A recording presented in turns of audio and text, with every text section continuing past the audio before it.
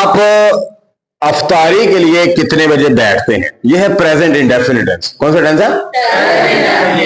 अफ्तारी के लिए कितने बजे बैठते हैं। ठीक है, इसमें जो मैं कुछ फिक्रे लिखूंगा तो इसमें आपको सहरी का और अफ्तारी का दोनों की इंग्लिश आ जाएगी, और इन दोनों वर्ड्स को फिर हमने कैसे लिखना होता है, ग्रामेटिकल करेक्ट कैसे लिखना होता है, ये भी आपको क्लियर है। ठीक है, फॉर एग्जाम्पल मेरा पहला फिक्रा है, आप अफ्तारी के लिए कितने बजे बैठते हैं। ठीक है, पहला फिक्र मेरा ये है, और मैं इसको यूं कहूंगा, what time do you sit for breaking the fast. आगे देखो, ये तो ना ब्रेक द फास्ट अगर कहा जाए ना, इसका मतलब होता है रोजा अफ्तार कर लेना, ब्रेक द फास्ट। और अगर मैं कहूंगा breaking the fast, it means अफ्तारी। वैसे हम अफ्तारी के लिए इफ्तार का वर्ड भी यूज कर सकते हैं, इंग्लिश में इफ्तार का वर्ड भी यूज कर सकते हैं, रमजान डिनर भी यूज कर सकते हैं, रमजान डिनर भी यूज कर सकते हैं, बट ज्यादा अच्छा लगेगा what time do you sit for breaking the fast, और sign of question mark, sign of question mark. ठीक है जी। अब अगर इसी फिक्रे को मैं पास्ट में ले जाऊं तो मैं कहूंगा कि आप अफ्तारी के लिए कितने बजे बैठे थे, आप अफ्तारी के लिए कितने बजे बैठे थे, तो मैं इसको पास्ट के लिए करूंगा व्हाट टाइम, यहां डू की बजाय बेटा करूंगा डिड, डू की बजाय क्या कर देंगे, यहां डिड कर दूंगा। What time did you sit for breaking the fast.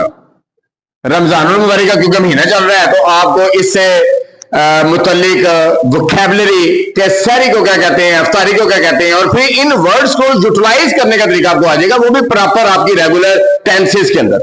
ठीक है, अब मैं कहता हूं फ्यूचर में आप अफ्तारी के लिए कितने बजे बैठेंगे, हो सकता है ना, फ्यूचर के लिए आप अफ्तारी के लिए कितने बजे बैठेंगे, तो मैं ये करूंगा व्हाट टाइम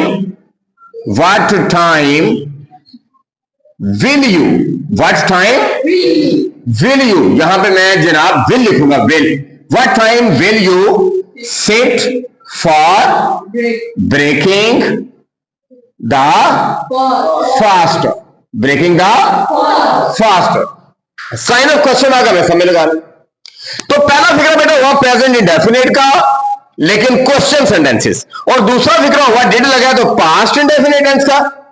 ठीक है, और सवालिया पास्ट इंडेफिनिट का क्वेश्चन, और तीसरा फिक्र जो है वो फ्यूचर टेंस का हुआ, बट वो भी सवालिया, वो भी क्वेश्चन।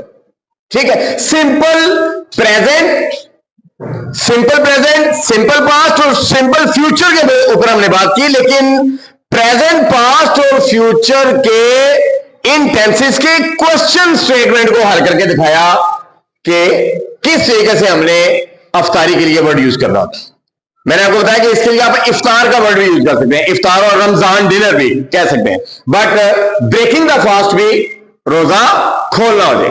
ओके भैया, अच्छा अब एक फिक्रा हो रहा है, और एक फिक्रा मैं ये कह देता हूं जी, यहां अफ्तारी है, मैं ये कहता हूं जी आप सहरी के लिए कितने बजे उठते हो, कितने बजे उठते हो। ठीक है जी, मैं कहूंगा ये, अब ये प्रेजेंट इंडेफिनिट का, हम इसी तरह जिस तरह हमने पहले 3 एग्जांपल किए हैं प्रेजेंट, पास्ट, फ्यूचर के, अब हम प्रेजेंट, पास्ट और फ्यूचर में सहरी को लेकर आएंगे। तो ये हो जाएगा what time do you get up for pre dawn meal.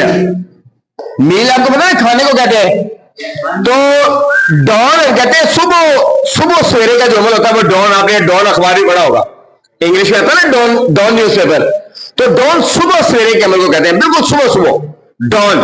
तो प्री डॉन मील सुबह होने से पहले, यानी दिन चढ़ने से पहले पहले जो आप कर लेते हैं, कोई खाना शाना खा लेते हैं, तो वो आपका प्री डॉन मील। और प्री डॉन मील हम सहरी के लिए इस्तेमाल कर सकते हैं।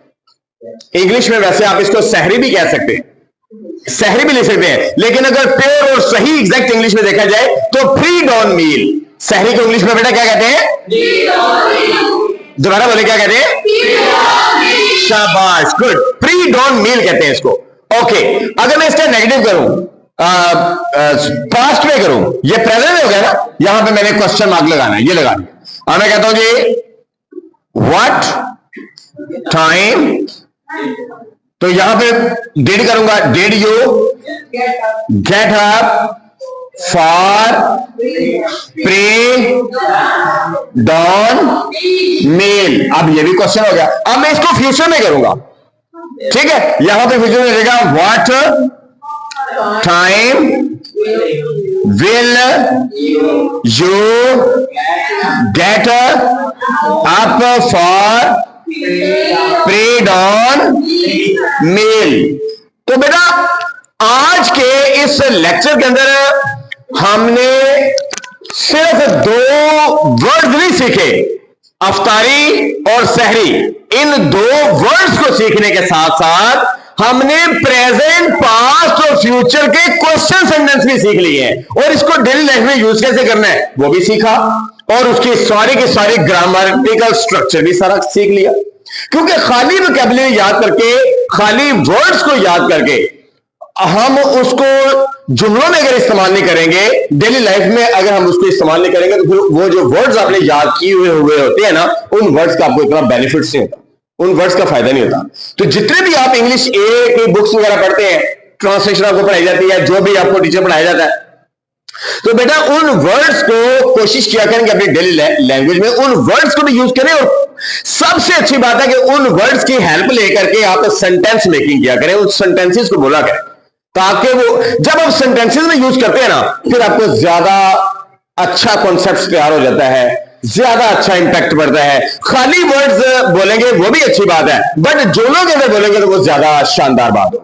अंडरस्टैंड कर रहे हैं? तो आज के इस लेक्चर के अंदर ना सिर्फ हमने अफ्तारी और सहरी के बारे में वर्ड्स क्लियर किए, बल्कि हमने इसको टेंस में यूज करके अपने टेंस का मकसद भी हासिल कर लिया कि बच्चों को टेंस अलग जो हम सिखा रहे हैं, उन टेंसेस के अंदर इन वर्ड्स को ऐड करके इसको क्लियर कर दिया। कोई मुश्किल? तो अभी तक के लिए इतना ही है। चैनल को अगर नए हैं तो जल्दी से इसको सब्सक्राइब करते हैं। डिस्क्रिप्शन के अंदर सारी डिटेल दी गई है। बहुत शुक्रिया, थैंक यू।